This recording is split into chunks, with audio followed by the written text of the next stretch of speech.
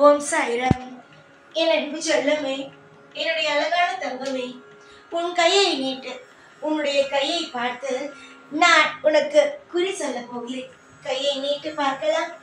உன்னுடைய கையில் இருக்கும் ரேகைகளை வைத்து உன்னுடைய வாழ்க்கையில் அடுத்தது என்ன நடக்கப் போகிறது என்பதை சொல்ல வந்து விட்டேன். நான் அவ்வளவு யாருக்கும் சுலபமாக குறிகளை சொல்ல மாட்டேன். ஏனென்றால் அவர்களுக்கு ஏதாவது ஒரு விஷயத்தை நான் சொல்லிவிட்டேன் என்றால் அது நடக்கும் வரைக்கும் சாய் சாய் எப்பொழுது நடக்கும், என்னுடைய ரேகையில் இருக்கிறது, என்னுடைய ஜாதகத்தில் இருக்கிறது என்றார்கள்.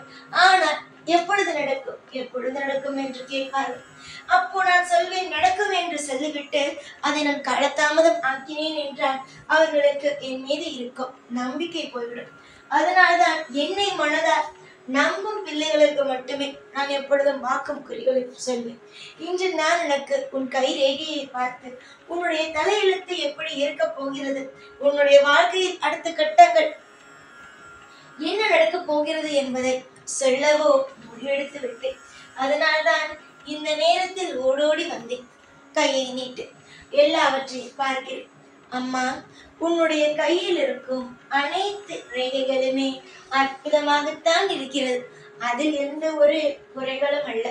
அப்புறம் என்ன சாயி, என் வாழ்க்கையில் நல்லதே நடக்கவில்லை என்று நீ கேட்டாய். பொறுமையாக இரு. உன்னுடைய மனதுக்குள் நான் ஒவ்வொரு விஷயங்களும் சொல்ல சொல்ல 1000 கேள்விகள் ஓடுகிறது. அந்த கேள்விகளை பார்த்து பார்த்து யோசிக்கும் பொழுது நானே அனைத்துக்கும் பதிலே சொல்லிவிடுவேன். உன்னுடைய ரேகைகள் அனைத்துமே நல்ல நிலைமையில் தான் இருக்கிறது. எல்லாம் நல்ல விஷயத்தை தான் காட்டுகிறது. ஆனாலும் ஏன் இப்பொழுது எதுவும் நடக்கவில்லை என்றால் முன் ஜென்மத்தில் செய்த கர்ம வினை உன்னை வாட்டுகிறது. ஒரு 100க்கு 99% எல்லா விதமான கர்ம வினையையும் நீ குறைத்து விட்ட. இன்னும் 1% மட்டுமே இருக்கிறது. அதையும் நீ கழித்து விடுவாய். கூடிய விரைவாகவே உன்னுடைய வீட்டில் அழகான அற்புதமான விஷயங்கள் நடக்க போகிறது. விசேஷமான விஷயங்கள் நடக்க போகிறது. உன்னுடைய வாழ்க்கையில் இருக்கும் மிகப்பெரிய ஒரு கடமைகளோ நீங்க போகிறது. ஒவ்வொருவனுக்கும் அவனவனுடைய கடமையை செய்தால்தான் மனம் திருப்தியாக இருக்கும். அதே மாதிரிதான் உன்னுடைய வாழ்க்கையில் ஒரு மிகப்பெரிய ஒரு கடமையை நீ செய்ய போகிறாய்.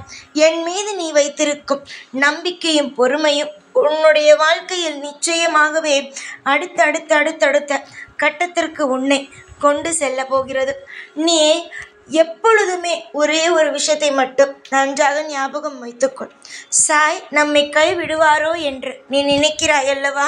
ஒரு பொழுதும் இந்த சாய் கைவிட மாட்டேன். உன்னுடைய ஜாதகத்திலேயே இருக்கும் நீ சாயை தான் அதிகமாக விரும்புவாய். அதாவது குருவை தான் நீ அதிகமாகவே வணங்குவாய், விரும்புவாய் என்று உன்னுடைய ஜாதகத்திலேயே இருக்கிறதே. உன்னுடைய கைரேகையே எனக்கு சொல்கிறது நீ என்னை அதிகமாக நம்புகிறாய் என்று. அதிகமாக நம்புபவர்களை ஏமாற்றினால் அது எவ்வளவு பெரிய பாவம் தெரியுமா? அந்த பாவமோ எனக்கு வேண்டாம் அம்மா. நீ சந்தோஷமாக இரு. நீ என்னை நம்புகிறாய். அதற்கான ஒவ்வொரு விஷயங்களையும் கண்டிப்பாக நான் செய்து கொடுப்பேன். என்னுடைய பிள்ளைக்கு ஒவ்வொரு கட்டத்திலேயும் துணையாக இருப்பதுதான் என்னுடைய வேலையை தவிர மற்றபடி என்னுடைய பிள்ளையை கஷ்டப்படுத்தி அதை அழுகையை வைத்து பார்ப்பது என்னுடைய வேலையே அல்ல. நீங்கள் அனைவரும் நினைக்கிறீர்கள் சாய் அள வைத்து வேடிக்கை பார்க்கிறார் என்று. ஆனால் இந்த சாய் யாரையுமே அள வைத்து வேடிக்கை பார்ப்பவன் அல்ல. ஒவ்வொரு நாளும் சிரிக்க வைத்து ஒவ்வொருவருடைய வாழ்க்கையிலும் அற்புதத்தை நிகழ்த்தி காட்டுபவன் தான் இந்த சாய். உன்னுடைய எதிர்பார்ப்புகள் நடக்கும். முக்கியமாக உன்னுடைய கைரேகை சொல்வது என்ன தெரியுமா? நீ ஒரு விஷயத்தை எல்லோரிடமும் இருந்து மறைக்கிறாய்.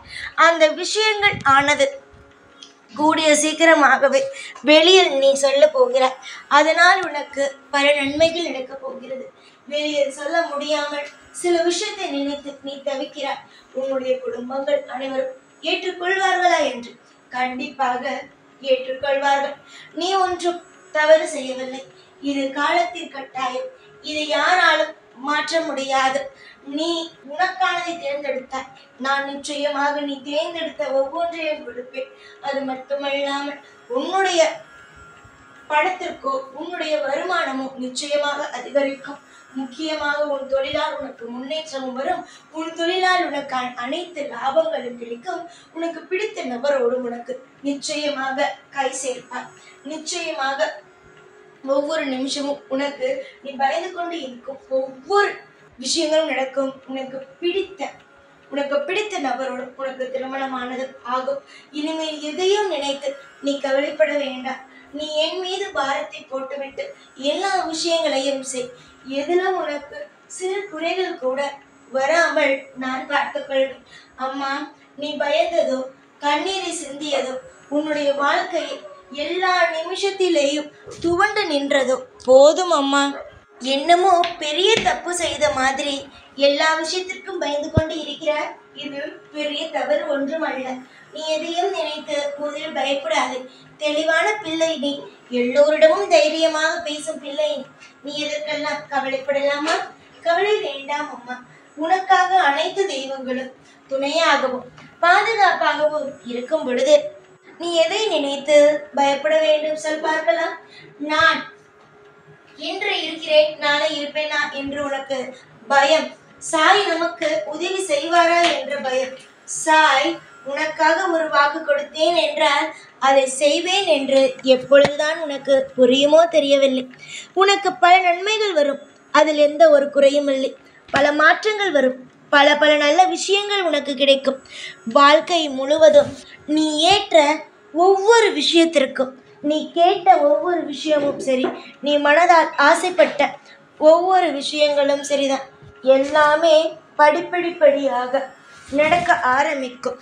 சந்தோஷமானது வரிசையாகவே நடக்கும். இதுவரைக்கும் சந்தோஷமானது உன்னுடைய குடும்பத்தில் நடக்காமலேயே இருந்தது தானே. இனிமேல் ஒவ்வொரு விஷயங்களும் உன்னுடைய குடும்பத்தில் வரிசையாக நடக்கும். அந்த வரிசையில் நீ நினைத்ததும் நடக்கும். எத்தனையோ நபர்களுக்கு நான் உதவி செய்து இருக்கிறேன். ஆனால் உனக்கு உதவி செய்ய மாட்டேனா? நீ ஏற்கனவே பல விஷயங்களுக்கு பல நேரங்களில் என்னிடம் திட்டு வாங்கியிருக்கிறாய் தெரியுமா? என்ன ஞாபகம் வந்ததா? கோபப்படாதே என்றால் கோபப்படுவாய், அடுத்தது கவலைப்படாதே என்றால் கவலைப்படுவாய். இதை தான் சொன்னேன். ஞாபகம் வைத்து கொள்ளுங்கள். எதுவாக இருந்தாலும் இந்த சாய் இருக்கிறேன் என்று நம்பிக்கையை வைத்து கொள்ளுங்கள் மனதில். நீங்கள் நம்பிக்கை வைக்க வைக்க உங்களுடைய வாழ்க்கையில் நீங்கள் அடுத்தடுத்த கட்டத்திற்கு நகர்வீர்கள். அதில் எந்த ஒரு சந்தேகமும் வேண்டாம். எப்பொழுதுமே நேரம் உனக்காக கை கூடி விட்டது.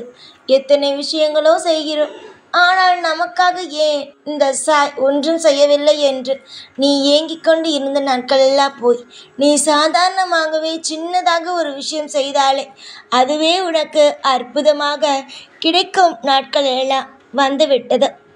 சந்தோஷப்படு. எதுவாக இருந்தாலும் வாழ்க்கையில் நிம்மதிதான் இனிமேல் என்று சந்தோஷப்படு.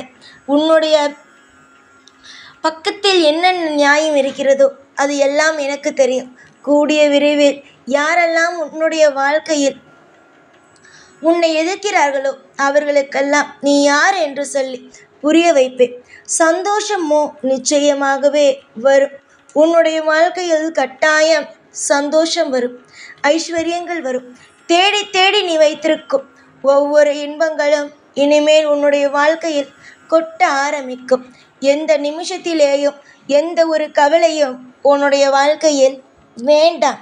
நானே உனக்கு துணை, நானே உனக்கு அனைத்திலும் பாதுகாப்பு, எல்லாவற்றுக்கும் நானே உனக்கு பொறுப்பாக இருந்து ஒவ்வொரு கட்டத்திலேயும் நான் இன்பத்தை மட்டுமே உனக்கு கொண்டு வந்து சேர்ப்பேன். புரிந்ததா? நான் உனக்கு எப்பொழுதும் நல்ல அப்பாதான். கெட்டவர்களுக்கு மட்டும்தான் நான் தண்டனைகளை கொடுப்பேனே தவிர உனக்கு ஒரு நாளும் நான் கெட்டது என்று செய்ய மாட்டேன். இனி எல்லாம் சந்தோஷமே. ஒவ்வொரு நாளும் இனிமையாக இருக்கும் என்று நினைத்து ஒவ்வொரு நாளையும் துவங்கு. கட்டாயமாக ஒவ்வொரு நாளும் நான் கட்டாயமாக உன்னுடைய வாழ்க்கையில் இன்பத்தையே சேர்ப்பேன். இனி ஒரு பொழுதும் ஒரு நாளும் இனி உன் வாழ்க்கையில் துன்பம் இல்லை. கவலைப்படாமல் இரு. ஒவ்வொரு நாளும் அழகாக நீ கொண்டு போ. உனக்கு எல்லா விஷயத்திலும் நான் துணையாக இருப்பேன். யார் சொன்னது உனக்கு யாரும் இல்லை என்று? உனக்காக என்றும் என்றும் அல்ல என்றும் நான் துணை இருப்பேன். சர்வ சந்தோஷத்தோடு உன்னை நான் அடுத்து உன்னை எல்லா நேரமும் கொண்டு போவேன். ஓம் சாய்ராம்.